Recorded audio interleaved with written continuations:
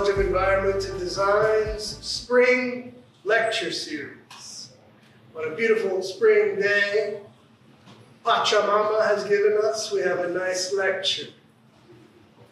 Dr. Katie Marages is an assistant professor in the College of Environment and Design in the Masters of Historic Preservation program. Dr. Marages' research focuses on the relationship between architecture, housing, policy, race, and visual culture. In addition to her research and teaching, Dr. Marages serves as the director of the college's Circle Gallery. Here, she earned her BA in Architectural History from the University of Virginia, an MA and a PhD in American Studies from George Washington University. Today, our talk will focus on a document titled The Guiding Principles of Federal Architecture, authored by Daniel Patrick Moynihan, serving as assistant to the Secretary of Labor. The principles were tucked in conspicuously at the back of the 1962 report by the President's Ad Hoc Committee on Office Space. Yet these principles would become essential to shaping the built environment of Washington, D.C. The talk highlights the power of symbolism in architecture as well as Moynihan's centrality in the federal landscape. Please join me in welcoming Professor Marages.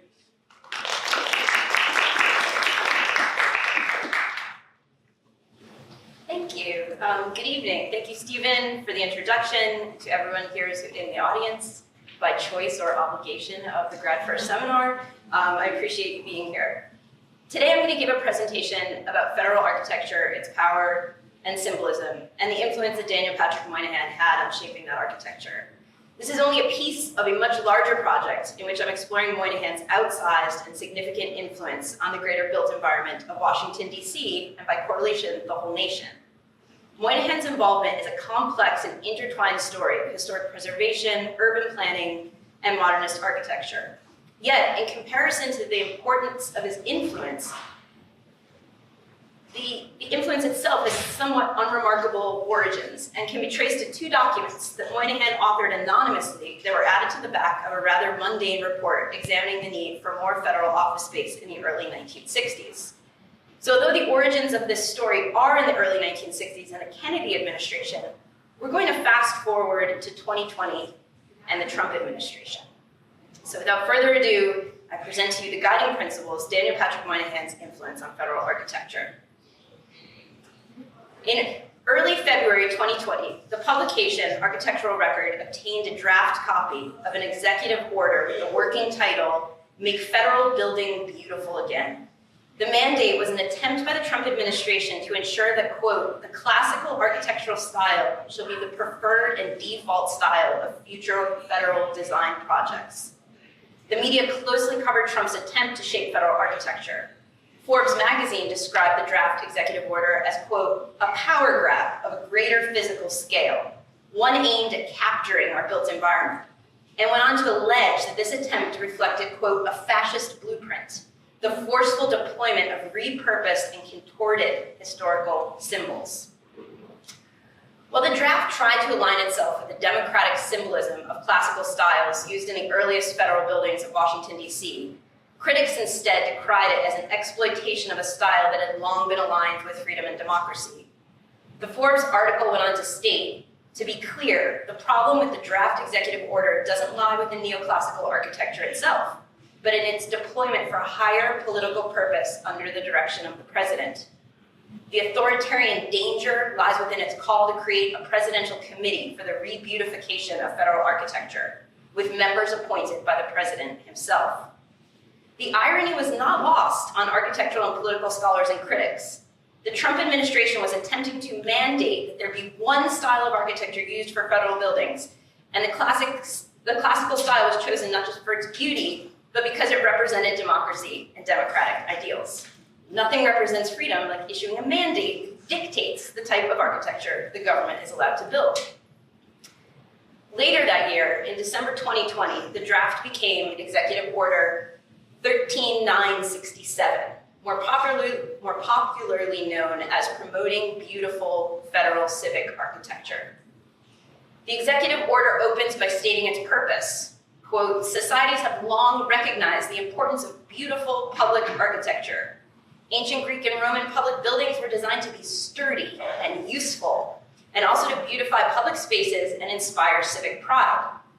The executive order goes on to state, in the 1950s, the federal government largely replaced traditional designs for new construction with modernist ones. This practice became official policy after the Ad Hoc Committee on Federal Office Space proposed what became known as the Guiding Principles for Federal Architecture in 1962. The guiding principles implicitly discouraged classical and other traditional designs known for their beauty, declaring instead that the government should use, quote, contemporary designs. It goes on. The federal architecture that ensued, overseen by the General Services Administration, or the GSA, was often unpopular with Americans. The new buildings ranged from the undistinguished to designs even GSA now admits many in the public found unappealing. In Washington, D.C., new federal buildings visibly clashed with the existing classical architecture. Some of these structures, such as the Hubert H. Humphrey Department of Health and Human Services building and the Robert C. Weaver Department of Housing and Urban Development building, were controversial, attracting widespread criticism for their brutalist designs. And I'd like to offer a critique of this executive order. First, besides sounding like it could be a story from the satirical online newspaper, The Onion, there's a very important work that this executive order does, just not from a design standpoint. It should not be dismissed out of hand. That important work is not in the fact that the best analysis it gives of architecture is that it is, quote, sturdy and beautiful. And if any of my students ever wrote that on an exam, it would be marked very poorly. Nor does it lay out a compelling and creative agenda for federal architecture. Instead, its significance is in its recognition and reinforcement of the power of architecture as a symbol. It is also valuable because it brings to the public's attention a report that was all but forgotten by the general public, and yet so integral to shaping the modern federal city of Washington, D.C., the guiding principles of federal architecture. Another critique is that Trump's executive order makes it sound as if the modernist architecture was without symbolic power, and that the guiding principles implicitly discouraged classical and other traditional designs. This is not true. There were no mandates issued by the guiding principles, but rather guidance, as clearly highlighted by its title. The guiding principles and Trump's executive order share another commonality. They were both authored to address what was seen as a current failure in the design of federal buildings. The inspiration, or perhaps better, the catalyst for the guiding principles was the Rayburn office building, seen here on the screen. Upon its completion in 1965, the Rayburn office building embodied what was the epitome of federal architecture's decline in the middle of the 20th century, and a clear illustration that federal architecture needed to be reinvigorated. Architectural critic for the New York Times, Ada Louise Huxtable, called the building, quote, the biggest star-spangled architectural blunder of our time. Others called it banal, and the Harvard School of Design presented it to classes as a notable example of poor contemporary design. Currently, if you go to the website of the architect of the Capitol, the building is described thus. This is someone who should be, an organization that should be pumping up the buildings. Quote, this blocky monolith occupying an entire city square on Capitol Hill is the Rayburn Building, built in the 1960s as new office space for the House of Representatives. Its design frequently evokes soliloquies on, quote, monstrous, soul-deadening, and fascist architecture in Washington. Really wonderful critique. In the 1960s, then architect of the Capitol, J. George Stewart, with the approval of the House Office Building Commission, had selected the firm of Harbison, Howe, Livingston, and Larson of Philadelphia to design a simplified building that would be in harmony with other Capitol Hill structures. Yet its design was uninspired rather than simplified, and the building was unwelcoming. The choice of contractor smacked of political favoritism, and although the initial estimates had varied from between $40 million to $65 million, the building was completed for $122 million after a 5-year delay, and provided only 15% of its total floor space for offices. Huxtable again stated, the making of useful and beautiful public spaces with the power to inspire and symbolize, as well as to serve, the timeless aim of architecture, and one that is mandatory for Washington, is conspicuously absent. The cornerstone for the Rayburn Building had been laid in May 1962, and here we see John F. Kennedy at that ceremony for the laying of the cornerstone. This is just a month before the Ad Hoc Committee on Federal Office Space released the report to the President. And tucked inconspicuously at the back of that report was a treatise titled Guiding Principles for Federal Architecture. The Rayburn Building represented exactly what that treatise articulated against. Daniel Patrick Moynihan, serving as an assistant to Secretary of Labor Arthur Goldberg, was the author of the unsolicited Guiding Principles for Federal Architecture. Moynihan was born on March 16, 1927, in Tulsa, Oklahoma, but moved to New York City at the age of 6. Brought up in a poor neighborhood, he shined shoes, attended various public, private, and parochial schools, and ultimately graduated from Benjamin Franklin High School in Harlem. After high school, Moynihan worked as a longshoreman before entering City College of New York, or CCNY, which at the time provided free higher education. After a year at CCNY, Moynihan joined the U.S. Navy, receiving V-12 officer training at Tufts University. He also received a BA. He then went on to receive an MA and PhD in sociology from Tufts Fletcher School of Law and Diplomacy. Moynihan then studied as a Fulbright Fellow at the London School of Economics. He was an American sociologist and politician. A member of the Democratic Party, he served in 4 consecutive presidential administrations, beginning with that of John F. Kennedy and continuing through Gerald Ford. Moynihan was also the United States ambassador to the United Nations and to India. He was first elected to the United States Senate for New York in 1976 and was reelected 3 times, declining to run for a 5th term in 2000. Now, and when he vacated that seat, that's the seat that Hillary Clinton took. So you see in this impressive background, there is nothing to do with architecture, architectural history, or urban planning. While scholars have written about Moynihan's contribution to architecture and the landscape of Washington, D.C., none have studied the federal buildings that were designed and built directly following the issuance of the Guiding Principles for Federal Architecture to examine the tangible evidence of the influence of Moynihan's ideas on federal architecture. Also, few have looked at the continued involvement and dedication that Moynihan exhibited over a quarter of a century to make the revitalization of Pennsylvania a reality, work that I will do in the larger project of which this is a part. Aside from the guiding principles, he had also tucked into the back of that report a plan to redesign Pennsylvania Avenue. Although none of Moynihan's formal education nor any of his government positions had any direct relationship to architecture, his influence on federal architecture and the landscape of Washington, D.C. in particular was far-reaching and significant and can be measured by studying some of the unique federal buildings that were designed and built in Washington following the release of the Guiding Principles and in his involvement with the plan for the revitalization of Pennsylvania Avenue. Moynihan often seemed prescient in the attention that he gave to subjects. He was a voice and advocate for urban planning before many were giving the revitalization and attentive planning of the city center any thought. Moynihan was concerned with the health of the city at a time when most people were more interested in leaving the city behind. Corporations were moving outside of the city and building corporate campuses. Cities were viewed by many as dangerous, dirty, and dull, especially in the evenings when employees had all left for their homes in the outlying areas. However, Moynihan believed that an urban area, if planned the right way, with good architecture, could be an engaging and fulfilling place to live. He was at the forefront of urban revitalization at a time when most were ready and willing to abandon the city. Similar to the guiding principles, the plan for the rejuvenation of Pennsylvania Avenue was tucked at the back of the 1962 report to the President by the Ad Hoc Committee on Federal Office Space. And like the guiding principles, President Kennedy was credited with the plan for the rejuvenation of Pennsylvania Avenue for decades. The often repeated story relates that during his inaugural parade, Kennedy had been embarrassed by the sad disrepair of the mostly 19th century buildings on the avenue's north side. Actually, it was Labor Secretary Arthur J. Goldberg who was taken aback by the avenue's dilapidated condition. But it was Moynihan who was the author of both of the plans to do something about those conditions. When the report to the President by the Ad Hoc Committee on Federal Office Space was released on June 1st, 1962, Moynihan's name was absent from the report's 16 pages. However, his influence was throughout the document and would be far-reaching.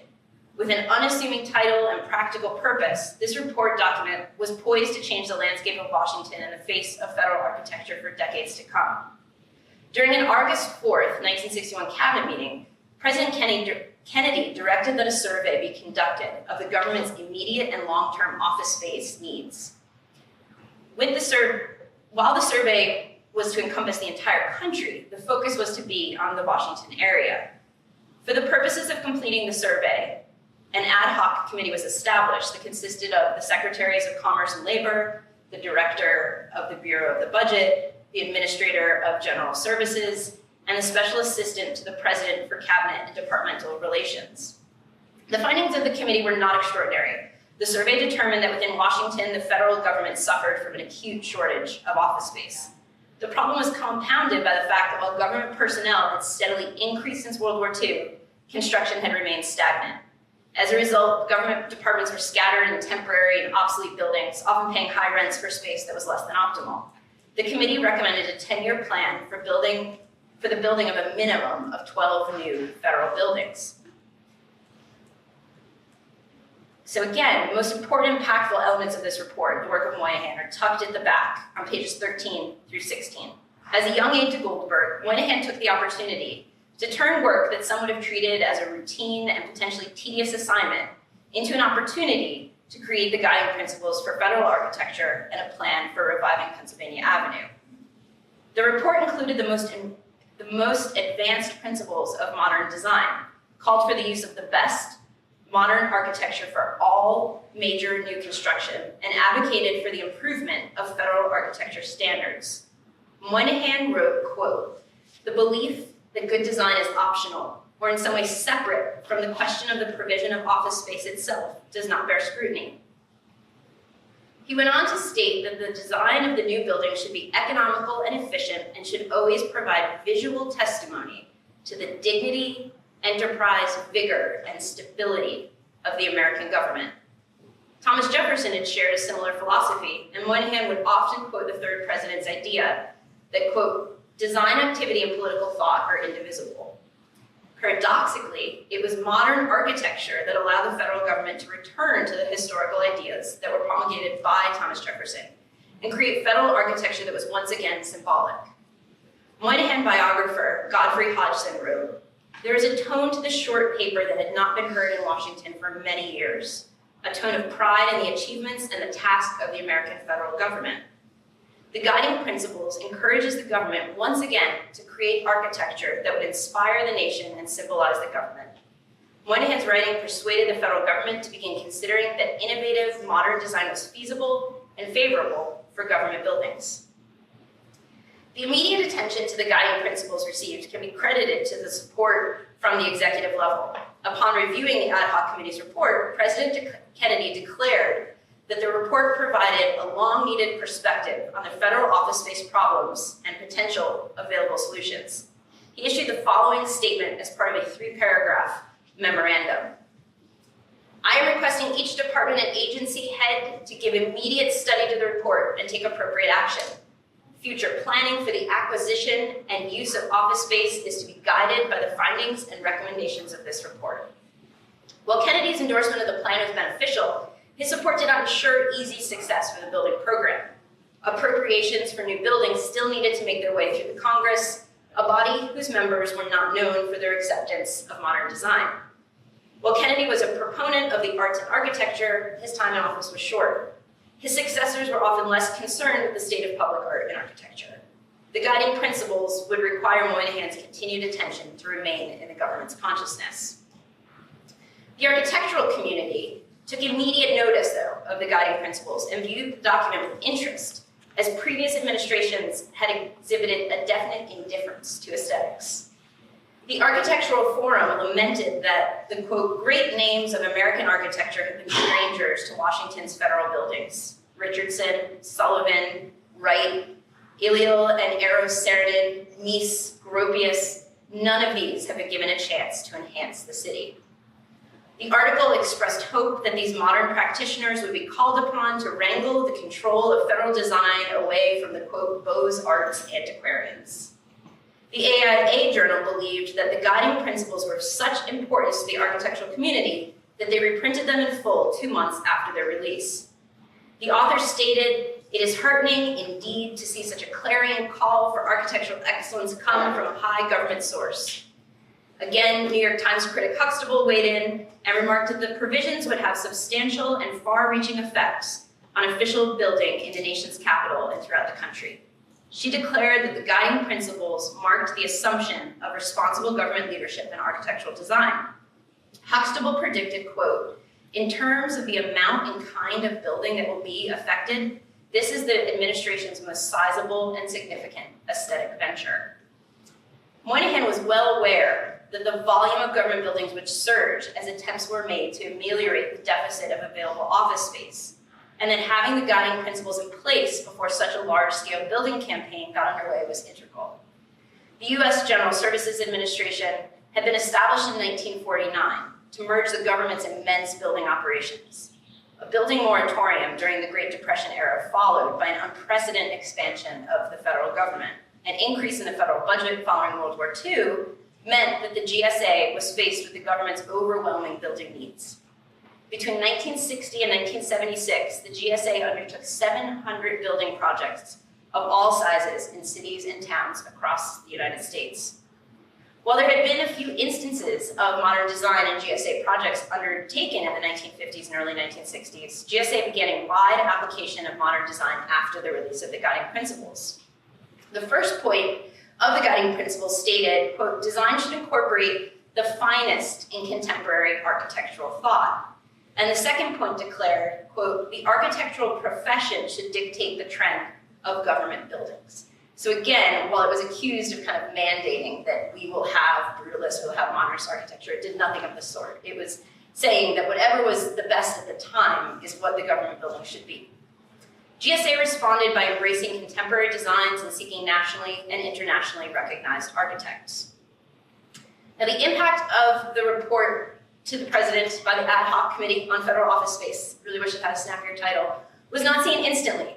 While the report called for changes and established guidelines for how those changes should proceed, implementation of new designs and approval for new buildings could not and did not happen immediately. The government and bureaucracy moves pretty slowly, and there were a number of buildings already in the pipeline. But by 1965, some of the first federal buildings to be designed after the guiding principles were issued were completed. A March 1965 article in Architectural Record titled "New Federal Architecture" featured some of these buildings. And so not only was there an article featuring them, but actually the cover of Architectural Record for March of 1965 is an elevation of the Housing and Urban Development building. The article claimed that the public service, the GSA, along with support from the highest levels of government, was making a concerted effort to improve the quality of federal architecture. The magazine specified the examples featured in the article, quote, "represent some of the first tangible results of this new architectural policy." The first building to be featured in the article was also one of the first undertaken by GSA after the release of the guiding principles. The Robert C. Weaver Federal Building, headquarters of the U.S. Department of Housing and Urban Development in Washington, was one of the most striking buildings in GSA's inventory and an embodiment of the primary tenets of the edicts of the guiding principles. Marcel Breuer, internationally renowned architect, was selected to design this building. Breuer was leader in bringing European modernism to America and in creating the foundation of the country's modern architecture movement, and had a profound influence on the course of architecture in the United States during the second half of the 20th century. Reactions to Breuer's selection as architect for the project were optimistic. A federal official, having a little bit of trouble talking today, a federal official offered accolades to the architect. "A sense of victory attends your selection. It vindicates our humble hope that this giant machine of government can respond to cultural values." Brewer's selection also inspired the hope that the government could and would continue to respond to the guiding principles. According to the reviews, Brewer's selection did just that. Again, Huxtable proclaimed, "The house that HUD built is a handsome, functional structure that adds quality design and genuine 20th century style to a city badly in need of both." In its site, design, and materials, the HUD building was indeed an embodiment of the guiding principles.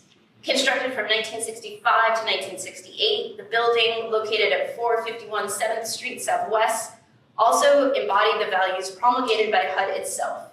In accordance with HUD's urban renewal program and the third point of the guiding principles, that the choice and the development of the building site should be considered the first steps of the design process, GSA selected a building site in a redevelopment area.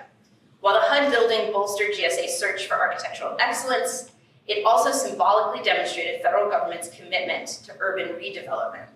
The building is also recognized as the first federal building in the country to employ precast concrete as the primary structural and exterior finish material. It's a massive 10-story building. It dominates its site in the shape of a curvilinear X, creating two long concave elevations. Brewer's design was closely determined by the restricted nature of the site and the design program. The building needed to accommodate 6,000 people, with as many offices on the periphery as possible. Because of the innovative design, most of the office space is only 30 feet deep. The modular mass dramatically perched on exposed concrete piers. Here's a modern day picture. Here are those massive exposed concrete piers at the ground level in robust pairs that taper together to a narrow base, represent or meant to be symbolic of the government's strength and integrity. The innovative design and groundbreaking use of concrete represent the federal government's commitment to ingenuity. Moynihan's desire for buildings to be symbolic was achieved. Notably, and in direct contrast to the Rayburn building, the project was completed significantly under budget, proving that innovative design could also be economical. At its ceremonial opening, the building's bold aesthetic and technological advances were hailed with optimism as a turning point for public architecture nationwide.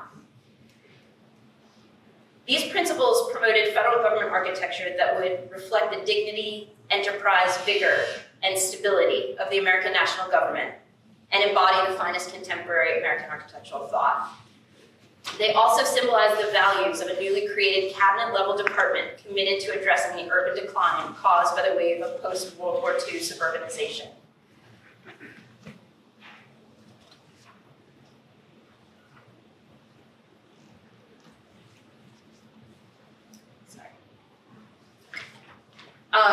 Like the Rayburn building, the Smithsonian's Museum of History and Technology, now the National Museum of American History, was also maligned when it opened its doors in 1964. Again, critiques stated the building was a failure in architectural design and a failure on the part of the federal government. For many, the obvious blame for the building's failures was to be placed upon the Joint Congressional Committee that was set up for the museum.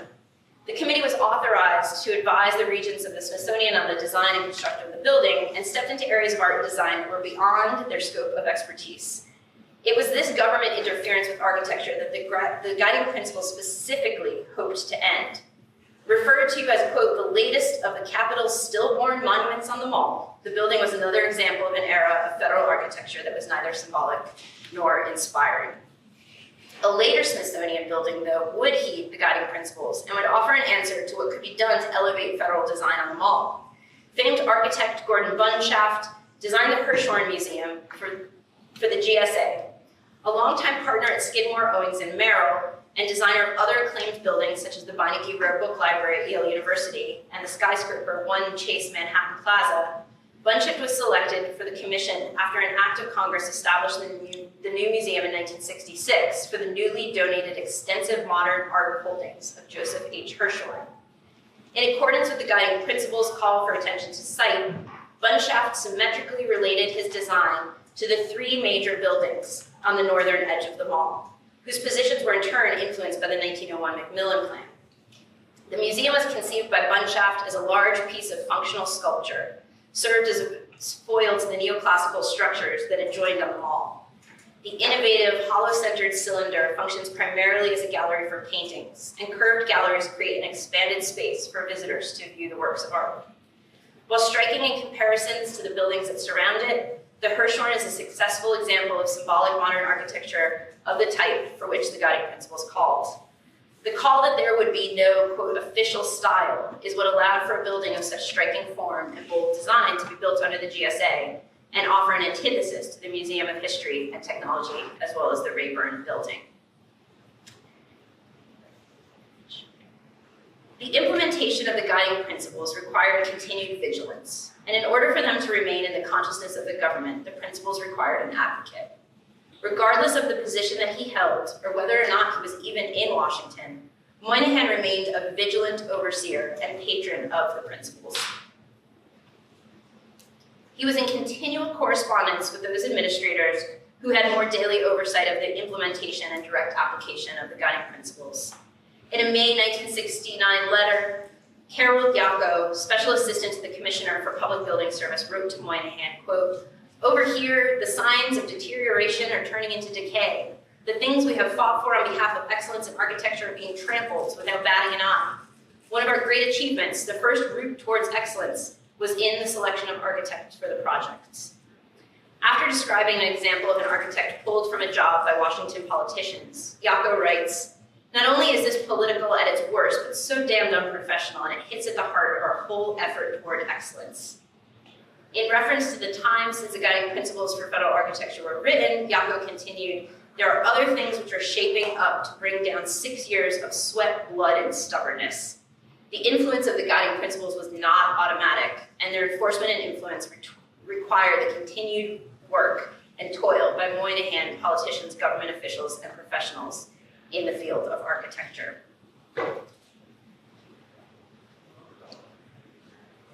Over the years, Moynihan's interest in advocating that the federal government be housed in appropriate and beautiful buildings did not diminish. His involvement in architecture was always very personal. Moynihan has spoken and written with remarkable insight and discernment about architecture.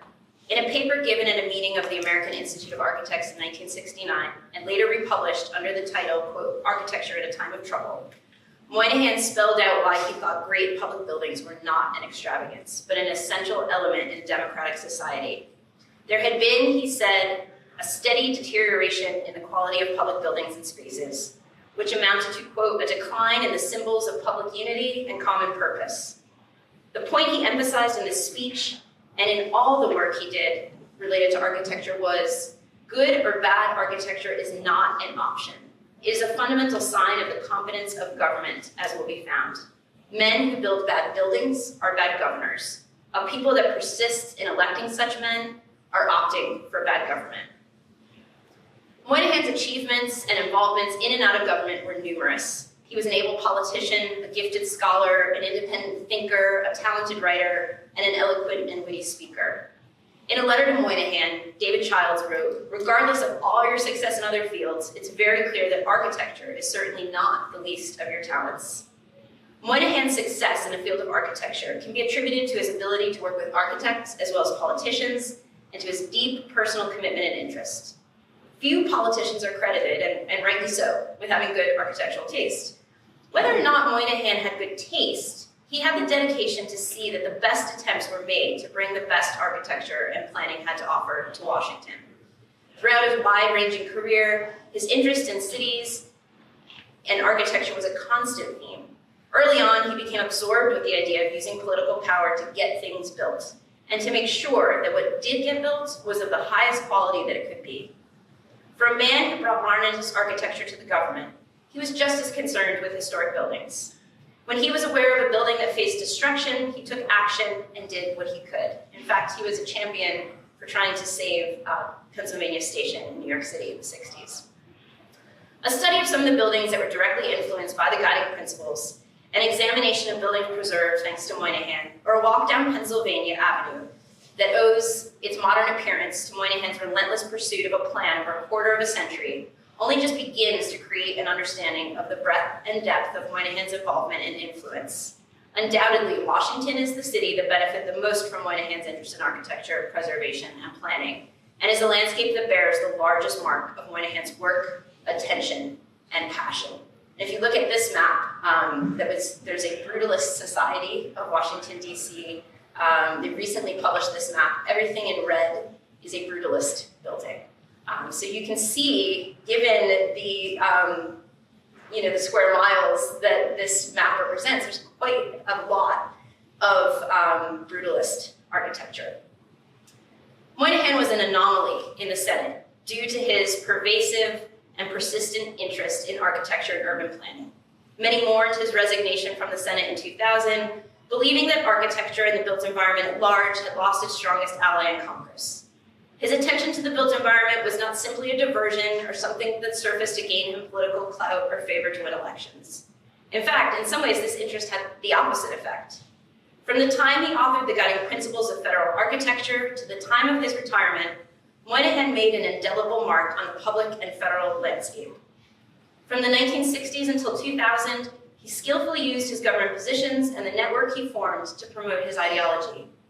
In closing his article, Architecture in a Time of Trouble, Moynihan wrote, "The surest sign of whether we have done this will reside in the buildings and public spaces which we shall build in our time and for which we will be remembered or forgotten." Indeed, Moynihan and his great contributions are remembered in many buildings and public spaces.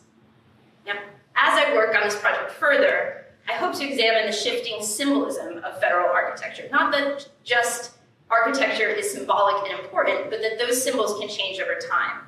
There's the symbolism that the designers hoped brutalism would represent when it was built, strength and innovation, and then what it evolved to become by the time Trump released the executive order in December of 2020. And so while architecture holds intrinsic meanings and memory, it can also be reworked to project a vastly different historical narrative than it was first imbued with. Brutalism eventually becomes associated with dystopia and urban decline, in part due to the moment in which it was designed and built in the 60s and 70s, but partly due to its representations in dystopian movies, such as film adaptations of Stanley Kubrick's Clockwork Orange, which there's a scene from right here, George Orwell's 1984, and partly due to modern views of the government who continue to use those buildings and the views that they're increasingly secretive, self-contained, and an all-seeing state apparatus. And you can see how what once was a symbol of innovation and strength and all of that concrete can also represent those ideas of being secretive and self-contained. So instead of trying to restore its original meaning or even change the meaning, the Trump administration bolstered the current rhetoric and used it to support its desire to return to neoclassicism. It is the architectural version of Make America Great Again. Make America Beautiful Again, which is also code for the return to a time in our nation's history when fewer people had rights or power. Very much look forward to your comments and to continuing work on this kind of complicated and intricately woven story. Thank you.